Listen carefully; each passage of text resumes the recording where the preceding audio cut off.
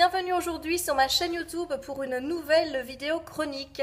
Alors aujourd'hui je vais encore vous parler d'un roman que j'ai beaucoup aimé. En fait je suis complètement folle amoureuse du style de l'auteur. Voilà, j'ai découvert l'auteur il y a quelques mois dans un livre qui m'avait vraiment bouleversée, qui m'avait touchée parce que j'avais vraiment senti une connexion avec l'héroïne. Ici je la découvre dans un autre genre de livre et j'ai autant aimé. Voilà, à vrai dire je pense qu'une belle histoire d'amour est en train de naître entre cet auteur et moi. Il n'y a pas à dire, j'adore ce qu'elle fait. Chaque fois, je sens des connexions entre les personnages et moi. Enfin bref, je suis fan. Cet auteur, c'est donc Samantha Bailey. Et aujourd'hui, je vais parler de son nouveau titre publié chez Milady, Les Stagiaires. Voilà, je vous montre la couverture de plus près. Une couverture très très très jolie. Alors, de quoi il parle ce bouquin? Eh bien, en fait, on va suivre 4 stagiaires. Alix, Ophélie, Arthur et Hugues, qui viennent d'horizons un petit peu différents, aussi bien au niveau de géographique qu'au niveau social. Et donc ces 4 stagiaires vont se retrouver pour leur premier stage dans la société Pixies, qui est en fait une maison d'édition qui s'occupe de publier des mangas et des jeux vidéo. Cette société est en pleine expansion et c'est une société qui est connue donc pour utiliser la main-d'œuvre un petit peu cheap des stagiaires, puisque tous les 6 mois, ils renouvellent leur lot de stagiaires en leur disant oui, c'est possible qu'on engage, il faut voir, on n'est pas sûr. Et en général, la promesse d'engagement n'est pas toujours tenue. À ces 4 stagiaires vont venir se greffer 2 autres stagiaires qui étaient déjà là avant, Enissa et Vincent.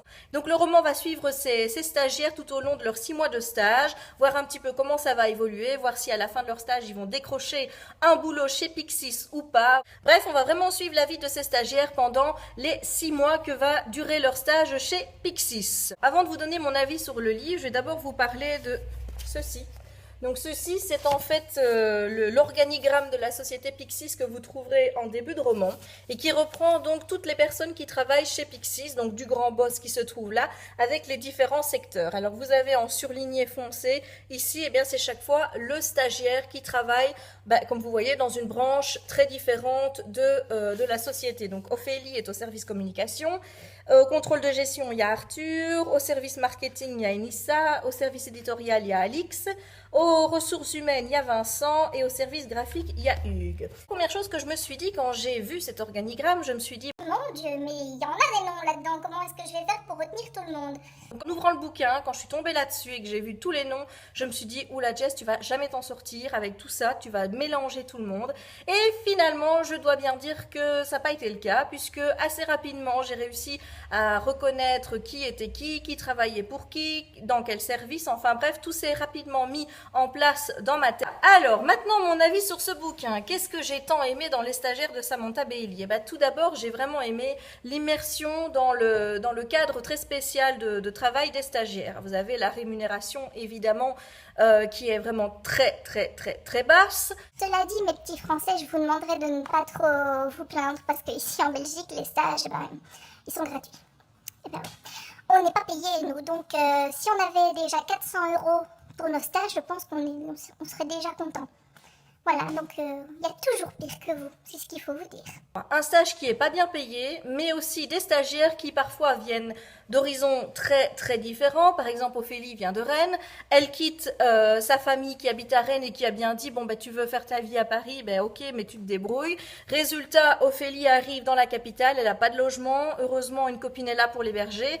Elle cherche un loyer et quand vous avez des loyers qui sont déjà supérieurs à 600 € pour des petits trous de rats, vous vous dites mais comment est-ce que je vais faire pour tout payer? Donc vous avez vraiment cet aspect-là entre le salaire qui est bas et la vie très chère de Paris qui est très bien développée. Vous avez aussi la manière dont les stagiaires sont traités au sein de la société, où vous voyez bien que la manière dont on leur parle, ce qu'on leur donne à faire, ils sont pas vraiment pris en considération, on leur en demande énormément. À la fin, eh bien, vous n'êtes même pas sûr d'obtenir un CDD dans l'entreprise. Donc c'est vraiment un milieu précaire, c'est vraiment une période de la vie assez difficile. Et je dois dire que Samantha Bailey retrace vraiment bien cette atmosphère particulière qu'on ressent quand on est jeune, qu'on se lance dans la vie du travail, qu'on doit en passer par un stage, qu'on doit gagner de l'argent et cette crainte de ne pas trouver un boulot par la suite, avec une échéance de la fin du stage qui se rapproche, en se disant mais mon Dieu, qu'est-ce que je vais faire après, qu'est-ce que je vais devenir si jamais je ne trouve pas de boulot, je vais vraiment me retrouver Dans le caca, tout simplement. Donc j'ai trouvé vraiment que l'auteur parlait bien de tout ça, j'ai vraiment apprécié cette immersion dans le monde du travail des stagiaires. Le second point que j'ai bien aimé dans le roman, c'est les personnages. Alors je ne sais pas comment Samantha Bailey s'y prend, mais elle a toujours l'art de faire que je vais, enfin moi personnellement, je ne sais pas si c'est pareil pour les autres lecteurs, mais donc moi, j'arrive à me connecter avec les personnages d'une manière assez intime. C'est-à-dire, bon, ici il y en avait 4, il y avait 2 garçons, il y avait 2 filles, plus Enissa et Vincent, mais j'y reviendrai plus tard. Donc il y en avait 4, donc je ne me suis pas connectée avec les garçons en particulier, mais avec les filles, je dois dire que je me suis bien connectée, surtout avec Ophélie. Je me suis vraiment sentie proche d'elle dans sa manière de penser, dans sa manière d'avoir peur de faire des choses nouvelles parce qu'elle a peur de rater, peur de l'échec. Je me suis vraiment retrouvée dans ce personnage-là et je me suis aussi un petit peu retrouvée dans le personnage d'Alix, puisqu'Alix est une jeune femme qui est assez... bon, elle est déjà un peu plus ronde dans le groupe. Déjà un point commun physique que nous avions, mais Alix, elle aime vraiment, elle est à fond dans son monde de geek, de manga. Elle a des posters dans son appartement, elle met des boucles d'oreilles avec des Pikachu, elle a des pulls et des sacs qui représentent ses personnages de manga préférés. Et ce côté-là, je dois dire que ouais, je me suis sentie proche d'Alix pour ça. Bon, je vais pas vous dire que moi j'ai des posters de tout ce que j'aime dans ma chambre ou dans mon salon. Le fait que voilà qu'elle aime bien les trucs fantasy qui lui rappellent tout ce qu'elle tout ce qu'elle aime bien, moi je dois dire que je suis un petit peu comme ça.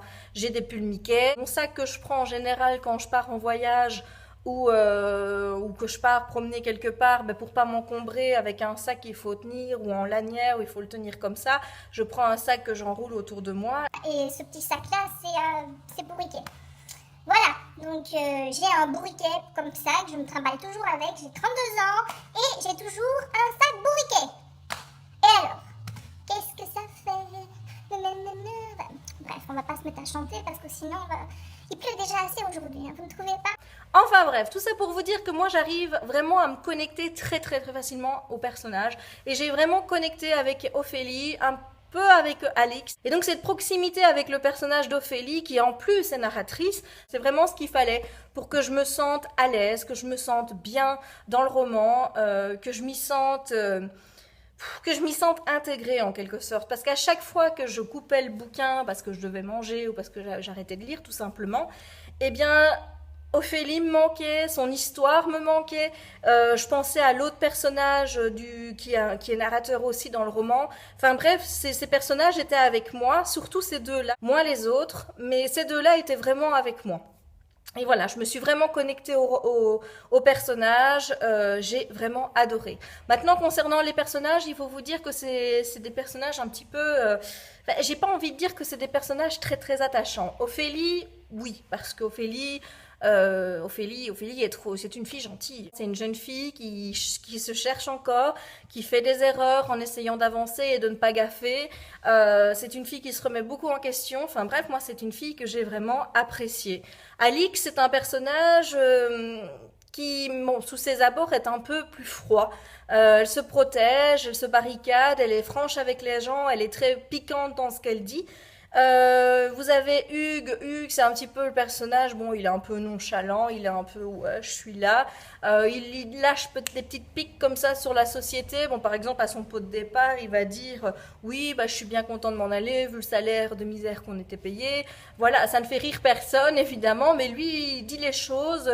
Il fait passer le message comme ça, pas toujours très subtilement. Ce que j'ai pas aimé chez Hugues, c'est ce besoin de toujours rechercher la nouveauté. C'est toujours, il se lasse vite des choses. Donc là, il finit son stage, il veut faire autre chose après, et il veut tout le temps connaître de nouvelles expériences. Et moi, c'est un côté qui ne me plaît pas, bon, parce que c'est pas du tout le genre de vie que moi j'ai envie de mener. Donc forcément, je me suis pas sentie connectée à Hugues du tout, mais pas du tout.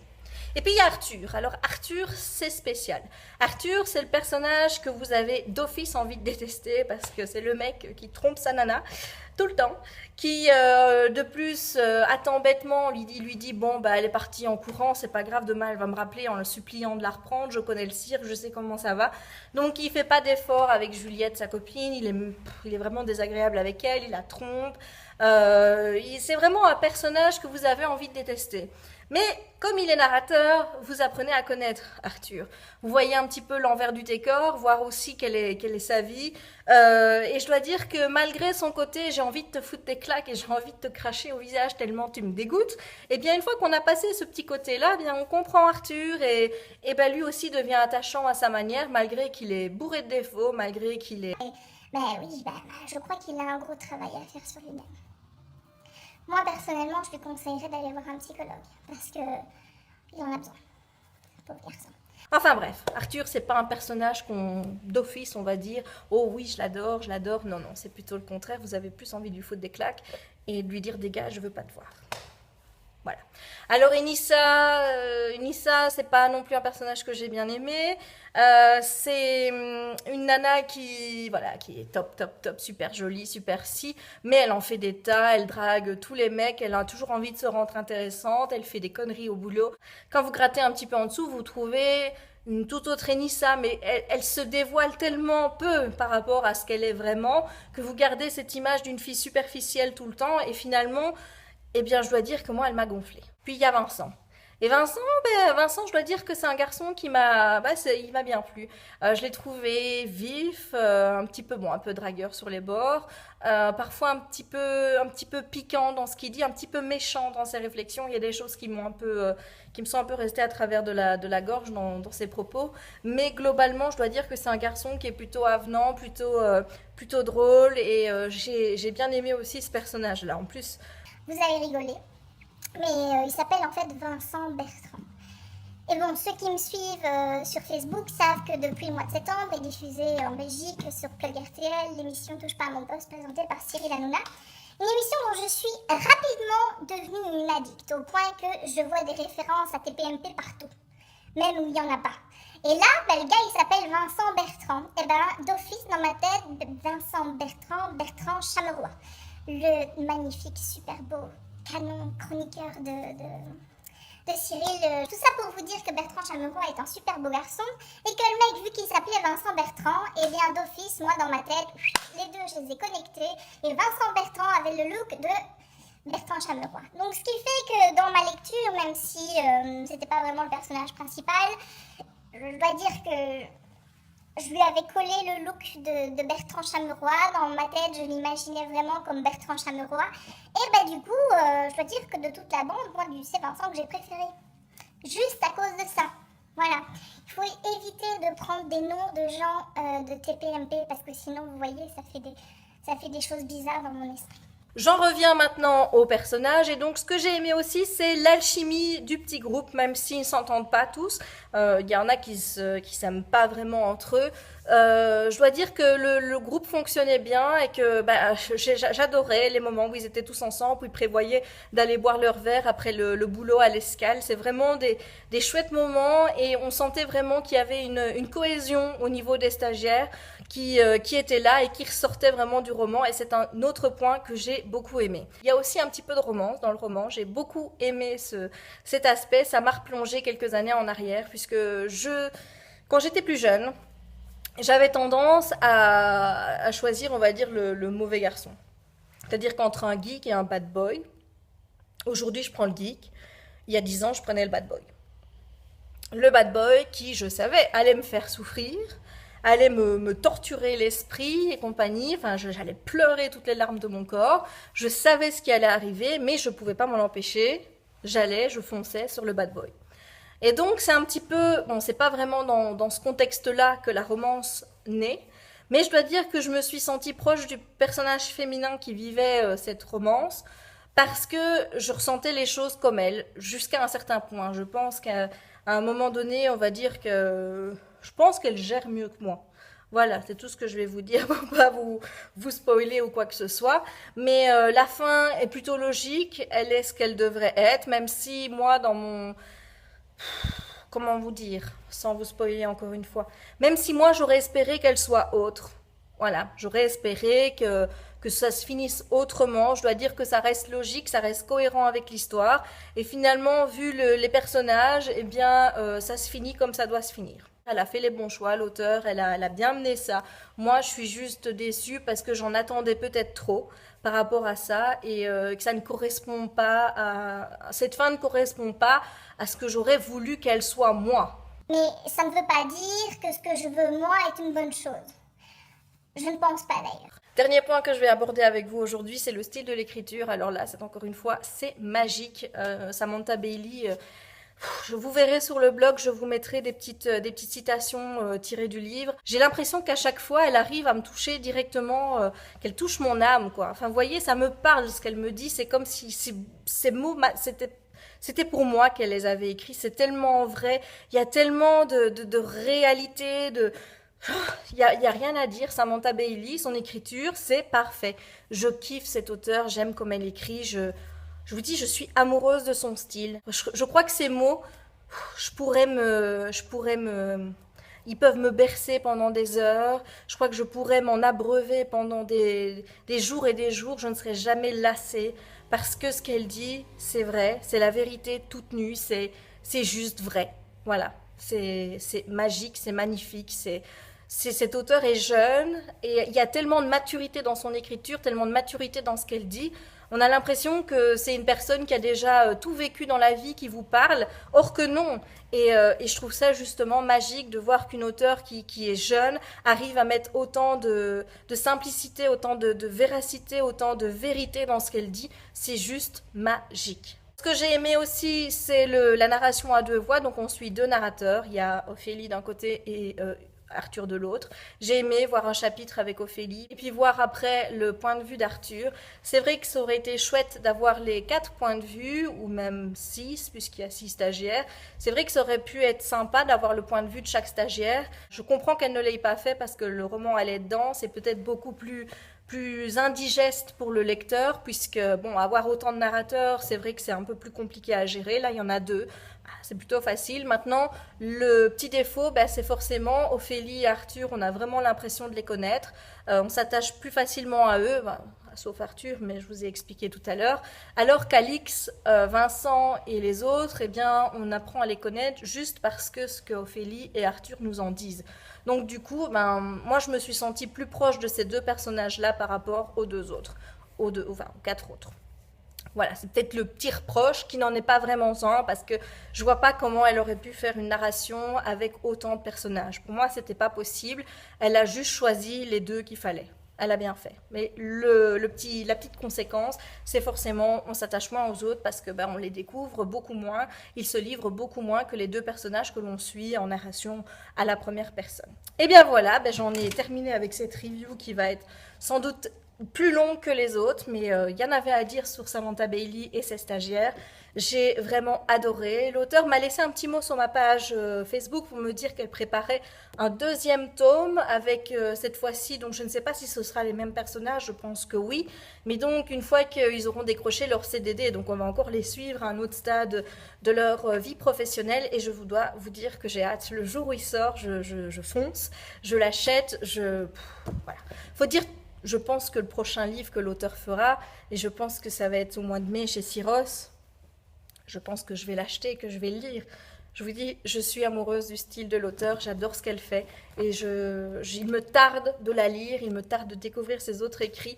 J'ai raison dans ma palle, mais j'ose pas encore m'y attaquer parce que c'est quand même une grosse brique. Mais voilà, c'est vraiment une auteure avec laquelle je prends beaucoup, beaucoup de plaisir quand je la lis. Et je kiffe tout simplement. Et moi, je vous recommande de lire Les Stagiaires parce que c'était juste comme ça. Et bien voilà, désolée pour cette grosse vidéo, mais oui, j'avais des choses à dire. Moi, je vous retrouve très bientôt pour une nouvelle review. Ciao!